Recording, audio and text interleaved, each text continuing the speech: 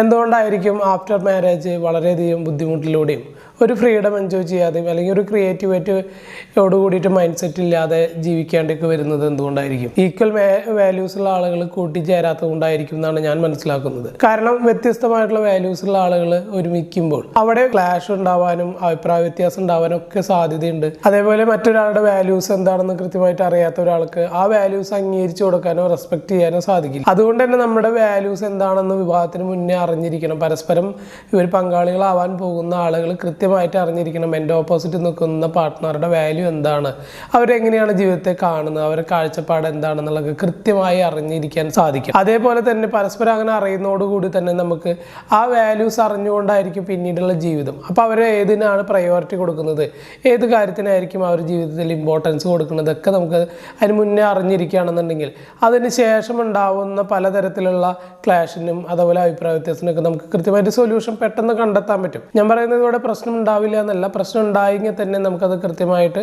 അതിനെ സോൾവ് ചെയ്യാനുള്ള സൊല്യൂഷനും നമുക്ക് നമ്മുടെ മുന്നിലുണ്ടാവും. അപ്പോൾ എല്ലാവരും വിവാഹത്തിന് മുന്നേ നമ്മൾ ഈ ഒരു വാല്യുവേഷൻ നടത്തേണ്ടതുണ്ട്. കൃത്യമായിട്ടുള്ള വാല്യൂസുള്ള പരസ്പരം മാച്ച് ആവുന്ന വാല്യൂസുള്ള ആളുകൾ തമ്മിൽ ചേരുകയാണെന്നുണ്ടെങ്കിൽ ഈ ഒരു പ്രോബ്ലത്തിന് നമുക്കൊരു സൊല്യൂഷനായിട്ട് കാണാൻ പറ്റും.